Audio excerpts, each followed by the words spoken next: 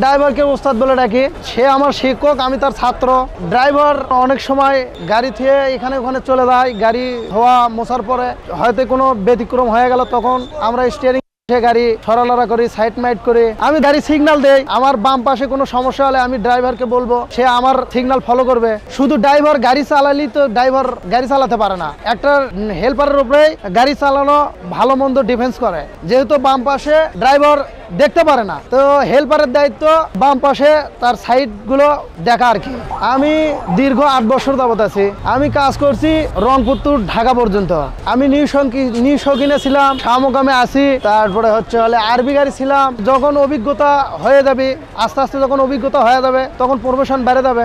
Helper থেকে supervisor থেকে driver, এভাবে আস্তে আস্তে প্রমোশন হবে। রেস্ট একদিন পর পর আমাদের ডিউটি 24 ঘন্টা ডিউটি করার পরে 24 ঘন্টা আমাদের রেস্ট আছে। একই সিট দুজনকে দেওয়া হয় না, যদি ভুল বশত হয়ে গেলে তাকে সেফটি বেস করে তাকে মিলিয়ে দেওয়া হয় সিট।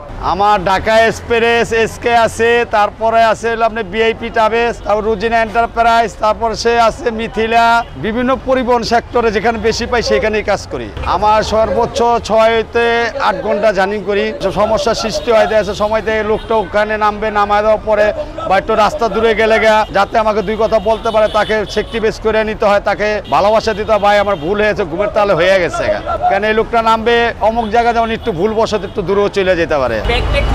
হ্যাঁ, সেটা বিপদে পড়ে গেলে সেই ব্যাগ রেখে দিয়ে যাত্রীকে ফোন নাম্বার দেওয়া থাকে, ভাই আমার কাউন্টারে রেখে দিয়েছে, আপনি ভুল বসতে নেমে গেছেন, এই ব্যাগটা আমার কাউন্টারতে বুঝে নেবেন। কোনো যাত্রী বলতেছে আমার এই জিনিস আছে, ওই জিনিস আছে, এটা নাই, অমুক নাই, এরকম বলে পরে ভাই থাকলে তো কেউ এটা নিবে না।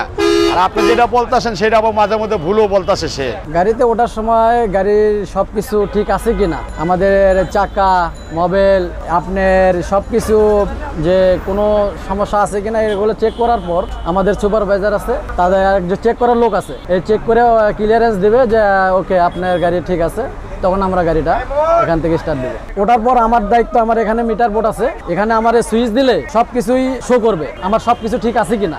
ওখান থেকে সিগন্যাল দিবে, আমরা এরপরে বুঝতে পারবো হ্যাঁ সব ঠিক আছে, তখন আমরা স্টার্ট করে চলে যাবো এখান থেকে। একটা গাড়ি আপনার প্রায় 8-10 ঘন্টা চালাইতে হয়, এইভাবে যা অনেক কষ্ট ত্যাগ করে যেতে হয় আর কি। রাত্রেবেলা যখন মনে করেন যে তখন আমরা কখনোই গাড়ি দরজা লক করার পর আমরা কখনোই কোনো যাত্রী উঠাই না এবং নামতেও দিই না। সুপারভাইজারের দায়িত্ব একজন, মানে সুপারভাইজার তো সবকিছু বোঝে, এখন এখানে সবকিছু যাত্রীর কি সমস্যা হলো না হলো এগুলো সুপারভাইজার মেনটেন করে। আর হেল্পারের দায়িত্ব আমার সাথে সবকিছু কন্টাক্টে কথা বলা, মানে সবসময় সিগন্যাল দেওয়া। এখান থেকে যে আমরা যাব, এটা একটা টিপ আমাদের জন্য, টিপ যে আমরা এখান থেকে রংপুর উদ্দেশ্যে রওনা দিলাম, আমাদের এই টিপটা ওখানে পৌঁছানো পর্যন্ত আমাদের একটা দায়িত্ব, এটাই একটা টিপ বলে।